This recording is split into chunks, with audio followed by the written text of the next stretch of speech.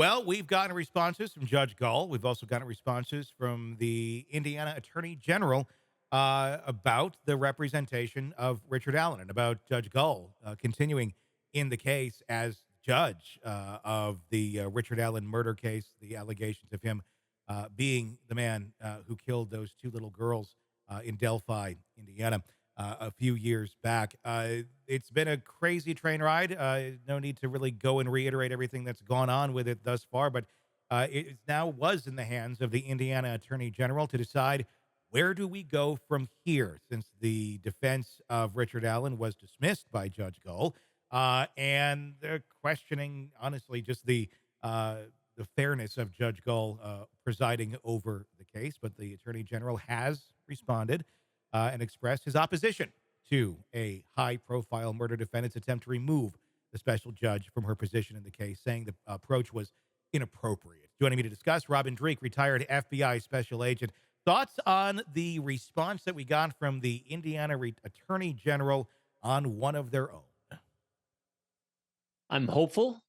As we said in talking about this case numerous times already, when chaos erupts, you're hoping that the systems and processes put into place are strong to right the ship if it's wronged and listing one way or the other. And I'm hopeful that when the attorney general looked at this and made the ruling, that they made a good ruling based on good facts, good evidence, because it is what it is. I mean, they made the ruling and they're not going to go back on it. Now, I do understand not removing Judge Gull from this, Mhm. because that would set a bad precedent that, hey, if a suspected killer doesn't like the judge, they can have the judge removed. That sets a really, really bad precedent. Sure.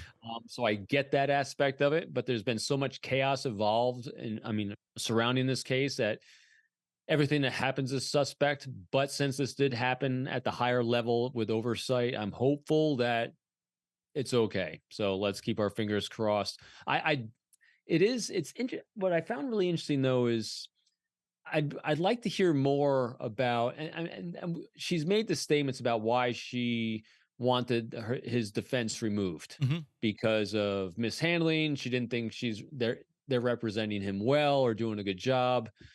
And if you're looking at the defense they're using, how kind of out of the world it is with the with Odinism. the whole Odinism, Yeah. you're like, all right, I can kind of see that. So it's just a lot of weirdness. There is a lot of weirdness there. I mean, it doesn't necessarily mean that they're. I mean, bad. They have a great track record. The two that have been kicked off of the case, they really did have a good track record of Mhm. representing their clients, not being really out there attorneys. But again, I mean, it plays more into, are they getting too close to something that they were kicked out? Um, an interesting point that I heard made the other day from defense attorney Bob Motta when he was on the show was he thinks that because uh, Rossi and Baldwin were ready to go, and they said, "Look, we're ready to go here in like 70 days to keep up with the speedy trial requirement." The state didn't really seem to be quite ready at all to be able to do just that. But that's a firm date. That is a hard date, and that is every right to Richard Allen for his right to a speedy trial. He did not waive that. But if the state wasn't ready to go, and they don't really not really prepared to respond to all these allegations of what they were going to be bringing up, somehow you got to pause this. Somehow you got to punt this down in a way that technically doesn't violate the rights of Richard Allen. Technically, the way this has all gone down doesn't violate the rights of Richard Allen, but in a way, it kind of does. It removes his defense, and it gets it now pushed way down because the state was likely not prepared to move forward at this in a timely manner. And again, that goes back on the state, and the state that already has a lot of interesting, to say the least, accusations against it for the whole handling of the case in general. That seems plausible, Yeah. because so out of all the things that we've talked about surrounding this case, Tony, that is actually a plausible reason behind things that Hmm. because there's no conspiracy theories there. That is just the bureaucracy of government Yeah. at work. Yeah. That out of everything I've heard throughout this case, that's probably the most plausible thing I've heard yet Hmm. about why something happened the way it happened. Yeah. So who knows? Conjecture. We're not behind the scenes, Hmm. but that makes more sense than anything else. It'll be very interesting to see exactly where this goes. It should be noted that at the end of the day, the attorney general did say they want everybody to work together to ensure Mhm. the pursuit of justice stays on track. I think everybody wants that. They say deserves justice, or especially the families of the two girls deserve justice and closure for the heinous, heartbreaking murders in that release. Abby and Libby deserve justice. It's a matter, or if this matter ever comes, I thought this was interesting. If this matter ever comes to the appellate court system, we will take immediate action and will do in all, as we do in all other cases, to see that the rule of law is upheld. It was also said earlier in the document as well that, look, this should not have been a writ mandamus that was filed. This should have been an appeal that was filed, almost saying, like, go back to the appeal, but file the appeal. We'll see if that Yep. even holds water, though, because they're not the official attorneys of record anymore. And that was part of Gull's argument, saying this is null and void because they're not part of the representation of Richard Allen. Yeah, and it's in at the highest level in the state. It's in their best interest to make sure that things get righted here Yeah. and that people maintain the confidence in the system Mhm. that's in place for justice. Because if not, they're voted out. Yeah.